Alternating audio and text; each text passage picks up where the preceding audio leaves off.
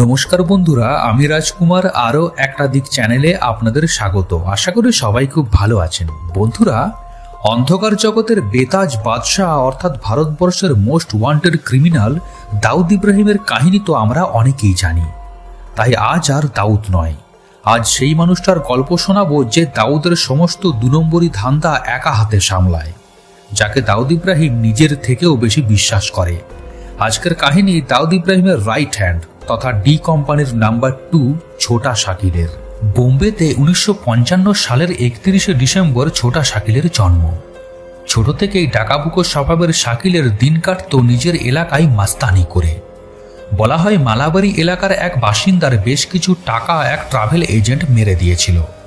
এরপর মালাবাড়ি এলাকার সেই ব্যক্তি ছোটা শাকিলকে গিয়ে বলে সেই ট্রাভেল এজেন্ট না তার জন্য টিকিটের অ্যারেঞ্জমেন্ট করছে আর না তার টাকা ফেরত দিচ্ছে।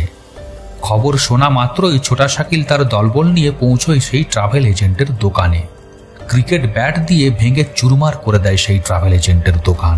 সেই প্রথমবার ছোটা শাকিল নজরে আসে আন্ডারওয়ার্ল্ড ডন দাউদ ইব্রাহিমের।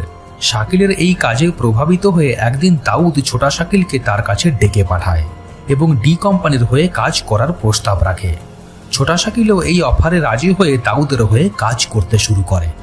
এখন প্রশ্ন হলো, শাকিলকে ছোটা শাকিল কেন বলা হয়? আসলে দাউদের ডি কোম্পানি গ্যাংয়ে প্রথম থেকেই শাকিল নামের এক ব্যক্তি কাজ করত। ছোটা শাকিলের হাইট ওই ব্যক্তির থেকে কম ছিল। এমনভাবেই শাকিল বাবু মিয়া শেখের নাম হয়ে যায় ছোটা শাকিল। প্রথম ছোটা শাকিল দাউদ ইব্রাহিমের বেআইনি সোনা, রূপো এবং ইলেকট্রনিক্সের ধান্দাগুলো দেখভাল করত। পরে দাউদ ইব্রাহিম খুশি হয়ে তার ম্যাচ ফিক্সিং এবং এক্সটর্শনের ধান্দার দায়িত্বটাও ছোটা শাকিলের হাতে তুলে দেয়। ধীরে ধীরে ছোটা শাকিল দাউদ ইব্রাহিমের ডান হাতে পরিণত হয়। বলা হয় কাস্টম ডিউটিতে থাকা কিছু অফিসার একবার দাউদ ইব্রাহিমের একাধিক বেআইনি জিনিসপত্র বাজেয়াপ্ত করে নেয়।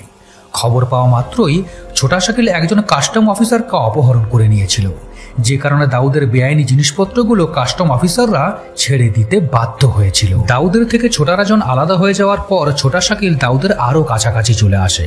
প্রচণ্ড উপস্থিত বুদ্ধি, বুক ভরা দুঃসাহস এবং আনুগত্যের জন্য দাউদ ছোটা শাকিলকে তার ডি কোম্পানির সিইও নিযুক্ত করে দেয়। ছোটা রাজন দাউদের গ্যাং ছাড়ার পর দাউদ ছোটা রাজনের মধ্যে এক মারাত্মক দুশ্মনী শুরু হয়ে যায়, যার ফলে ছোটা রাজনের পাঠানো শুটারদের হাতে দাউদের একাধিক গ্যাং মেম্বারকে দিনের আলোয় মরতে হয়। এবার ছিল দাউদ ইব্রাহিমের পালা। দাউদ ছোটা রাজনের উপর বদলা নেওয়ার দায়িত্ব ছোটা শাকিলের হাতে তুলে দেয়। বলা হয় এরপর ছোটা শাকিল বদলা নেওয়ার জন্য সেই সময় বলিউডের বিখ্যাত ডিরেক্টর মুকেশ দুগ্গলকে খুন করে, যে ছোটা রাজনের অত্যন্ত ঘনিষ্ঠ ছিল। বর্তমানে ভারতের most wanted criminal Dawood Ibrahim পাকিস্তানের করাচিতে লুকিয়ে রয়েছে। বলা হয় এই করাচিতেই একবার দাউদকে মারার জন্য ছোটা রাজন লোক পাঠিয়েছিল। যদিও ছোটা রাজনের লোক দাউদকে মারতে ব্যর্থ হয়, কিন্তু এই ঘটনার বদলা নেওয়ার জন্য ছোটা শাকিল মুন্না জিহারা নামের এক শুটারকে নিয়ে ব্যাংকক পৌঁছয় ছোটা রাজনকে মারতে। তবে গুলির লড়াই হওয়ার পরেও এই ঘটনায় ছোটা রাজন বেঁচে যায়। মিডিয়ার সামনে কখনোই ছোটা শাকিল নিজের পরিবার সম্পর্কে কথা বলতে পছন্দ করে না। সে বলে, আমি ক্রাইমের সঙ্গে জড়িত, তাই আমার পরিবারকে যেন এর মধ্যে টানা না হয়। 2017 সালে হঠাৎ করে ছোটা শাকিলের মৃত্যুর খবর সামনে আসে। তবে ঘটনা প্রকাশ্যে আসতেই ছোটা শাকিল মিডিয়ার সামনে এসে বলেছিল এই খবরটি সম্পূর্ণ ভুয়ো, কারণ সে বেঁচে আছে। খবর তো এমনও আসে ছোটা শাকিলের সঙ্গে নাকি দাউদ ইব্রাহিমের কোনো একটা বিষয় নিয়ে দুশ্মনী শুরু হয়ে গেছে। কিন্তু এই খবর প্রকাশ্যে আসতেই ছোটা শাকিল মিডিয়ার সামনে এসে বলে তার সঙ্গে দাউদ ভাইয়ের কোনো দুশ্মনী হয়নি, সে জীবনের শেষ রক্তবিন্দু পর্যন্ত দাউদ ইব্রাহিমের সঙ্গেই থাকবে। एजेंसीज बार बार यही बात कहती है कि दाऊद और आप दोनों एक साथ हैं, पाकिस्तान में हैं। हम दुनिया में कहीं भी हो एक साथ ही हैं और मरते दम तक साथ रहेंगे। ছোটা শাকিল সম্বন্ধে খুব বেশি তথ্য পাওয়া যায় না, তবে ইন্টারনেট এবং বিভিন্ন বই ঘেঁটে যেটুকু তথ্য পাওয়া গেছে আমি আপনাদের সামনে তুলে ধরার চেষ্টা করলাম।